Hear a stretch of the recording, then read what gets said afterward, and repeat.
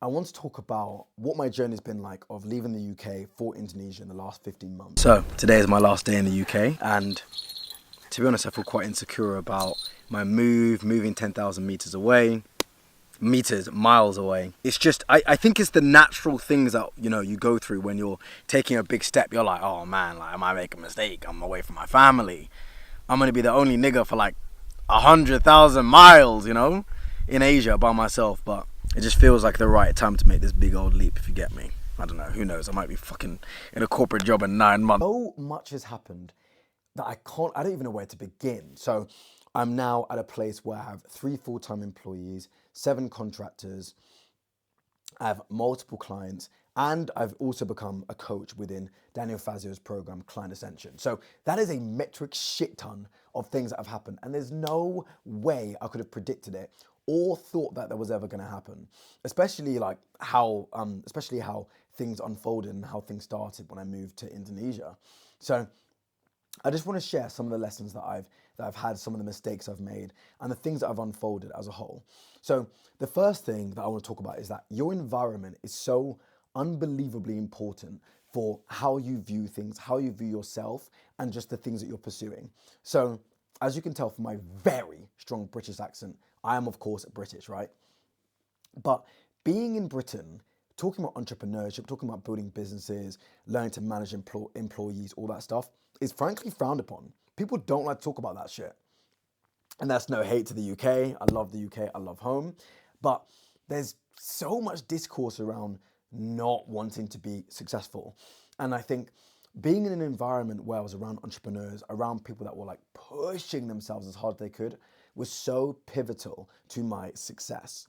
And would I still have been able to make money and build a successful business if it weren't for my environment, if I stayed in the UK? Yeah, it would have, because I'm a psychopath and I do everything that I can to make my business work, and I do everything I can to make my clients happy, and they can feel that. But changing my environment made such a big difference. And I implore you to get out of your hometown, to get out of your parents' house. Ironically, I'm now back at my parents' house because I'm here for Christmas, which is why I want to make this video, because it's the first time that I've been back since I left. But get out of that comfort zone, get out of that environment where you feel like you aren't growing, you feel like you aren't having the conversation that you want to have. Like, push yourself to do that. Of course, make sure the finances make sense, but if you can do it, fucking do it, okay? Awesome. The next thing I want to talk about is just doubts. Doubts and how you feel about yourself when you're pursuing stuff. So let me give you a quick anecdote, because I love anecdotes. I want some water, but whatever. When I moved from the UK to Indonesia, I'm gonna keep it so real. I almost didn't believe, not almost, I didn't really believe that I could start and run a successful business. I honestly didn't. To keep it real, I actually didn't. I was kind of like, oh, I don't know if I can make this happen. I don't know if I can win big. And the more that I worked and the more that I stacked wins, it became more believable and more palatable, I should say, or beautiful word, more palatable in my mind. And I contrast it to one of my good friends. And he was like, I want to start a business. I want to start a business. I want to start a business. And the more that I spoke to him, I realized that he actually didn't want to start a business. He didn't believe that he could land clients, make money, hire employees, train staff. He didn't actually believe he could do any of that. And that's no fault of his own, excuse me. But if you don't even believe that you can make it happen, there's no fucking way you're going to win. Like, you're just going to talk yourself out of it. And what was nice is because I cornered myself, I had no choice but to make it work. But I think the reason why, because I've started and failed so many fucking businesses, it's not even a joke. But I think the reason why this one worked in particular is because I had no choice. I couldn't convince myself that traveling was going to make me happier. I couldn't convince myself that there was another business model that was going to work. I just locked myself in a room and worked until the shit started working. Like, it literally was as simple as that. And I think that is so unbelievably important. And you just have to just believe in yourself. And you just have to continue to work and work and work and work and work and do more until you start to see some progress. And for the record, it felt like I was making no progress for the longest time, because like, as human beings, we judge progress by the end goal. So if you're fat, then you judge progress of having your dream body. If you have no money, you judge progress as to making some fucking paper. If you get no bitches, then you judge progress. If you get no bitches, then you judge progress as to actually finally meeting some women and going on some dates, right? But there's all this progress that has to be made in the interim whilst you're getting to the dream state, whilst you're getting to the end goal. So I'm fucking up sales calls and I'm like, I ain't never gonna close anybody. Nobody wants to work with me. But I'm getting better and better and better and better with each sales call. I'm learning more about marketing. I'm learning how to do lead generation. I'm learning copywriting. I'm learning all these skills, but my bank account isn't changing. So I'm fuming. I'm like, when is a nigga gonna get paid?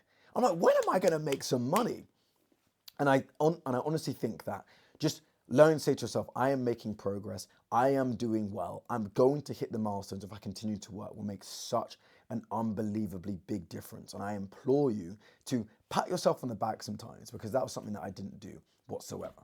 Next thing I want to talk about is, and this is something that, like, until you see this for yourself, you won't believe it. And I'm not going to mention who said this because I don't want to make it a video about them. This is quite a polarizing character. I don't really agree with half the things he says. But somebody who's very polarizing, who you would obviously know, said most of the people that are successful are actually quite unremarkable. And I remember I heard it and I was like, that sounds like such bullshit, because I was projecting my own insecurities and I was like, surely these people are brilliant, they're smarter, they're stronger, they're faster, they're fitter, they're just better in every way, because you project what you're lacking onto other people, especially people that are ahead of you. Dude, I'm not going to obviously mention any names because it'd be inappropriate, but I know someone who made 80 grand in 1 month and does not know shit about business. Genuinely. Doesn't know about operation, doesn't know about hiring staff, doesn't know about managing staff, doesn't know about how to actually coordinate a business with fulfillment, has no idea. And I'm not saying I'm some supply chain master, but the more I spoke to this guy, I was like, this guy doesn't know anything. And it was so eye-opening. I was like, this is crazy. This nigga doesn't know anything about operations or business. And he's making 80 grand a month. So I know you probably sit there and you think to yourself, damn, like, what do these people have? Are they more lucky than me? Nah, bro. They have just worked longer than you and just been in the game longer. It's really as simple as that. And I think that makes such a fucking difference. That makes such a difference to mentality, because you're constantly comparing yourself to other people. Well, at least I am when I started, because I was just insecure. I was just insecure, to be real. And knowing this would have helped me. And what's funny is, when you are learning and you're improving, you're making all these mistakes. Like, okay, I made a lot of mistakes this past 15 months. The worst mistake I probably made, let me share this for you. This was dumb as fuck. The worst mistake I probably made was, okay, so when my business started taking off, I needed to hire a project manager. And I was drowning. And I am not good at project management. I am not good at it. I struggle to coordinate all the pieces of project management. So I'm like, fuck, I need a project manager. I need a project manager. I'm like, I need a project manager yesterday. So then I ended up hiring a project manager off the recommendation of a friend. So I hired this dude, and I'm gonna name and shame this motherfucker. This nigga's name was Darwin, and he was useless. Total mishire. Completely my fault for hiring a mongoose. Like this motherfucker's IQ must have been 62. Like, this dude was stupid. And guess what? Guess what my dumb ass did? I was so desperate. I'm embarrassed to say this. I was so desperate for a project manager. I paid this dude a month in advance. Take that in. Take that in.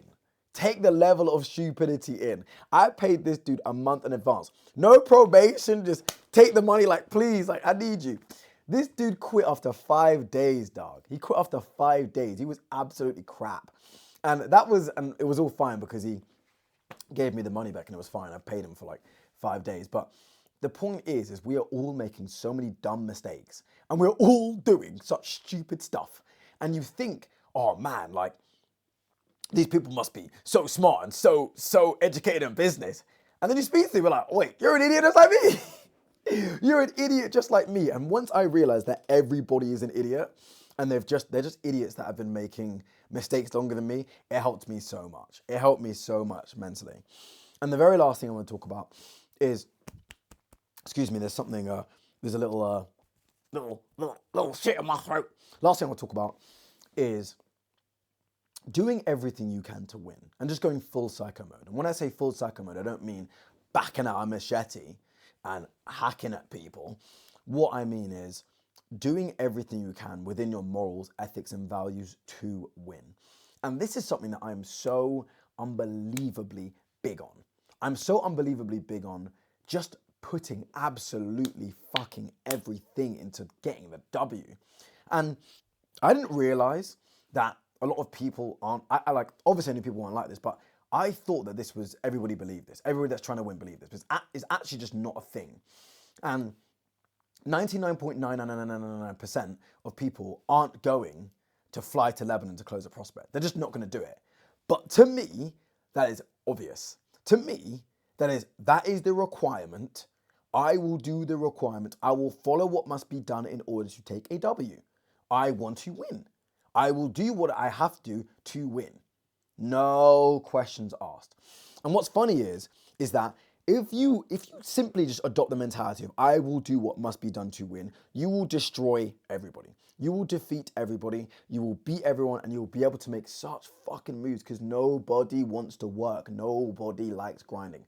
Nobody likes putting in the extra mile. And when your clients see you put in the extra mile, when your employees see you put in the extra mile, bro, it changes how people view your business. It changes how people view you. So like that super loom that I did for Andre Halko Jr. when I flew to Lebanon, right? If you haven't seen that outreach, what the fuck are you doing? Go watch that outreach. It's the best outreach of all time. I've had multiple people reach out and be like, hey, I want to work with you off of that. I showed my employees. They were like, what the fuck? What? I had one of my employees be like, you are the hardest working person I think I've ever met in my life. Now, firstly, biggest compliment of all time. But when you just put in everything you can, it makes you feel good about yourself because you're like, I'm doing everything I can. And actually doing everything you can makes a big fucking difference. And number two, people want to work with those kind of people. Not even on a business tip, pause, more like these are the kind of people I want to have in my life. And that I honestly think is the number one thing that has allowed me to change my life completely in these last 15 months. Just being the person that says, whatever must be done, I will do. And I don't care what I have to go through. I don't care what I have to sacrifice. I will do it. And that has made all the fucking difference. And in just 15 months, my life is completely different. I ain't never gonna need to get a job again unless I make some crazy moves. I won't need to get a job. I won't have to answer to anyone. Of course, I have to answer my clients. I have to answer to my employees, all that good stuff. But the point is that I did everything that I thought I was going to do plus more. And you know what's even better? I've got some big shit in the works. And 2026 is going to be a very big year. Very, very, very big year. And I cannot wait. Okay, awesome. Appreciate you watching. Hope you have a great Christmas. And let's make some fucking money. Next year is going to be big. Anyways, bye.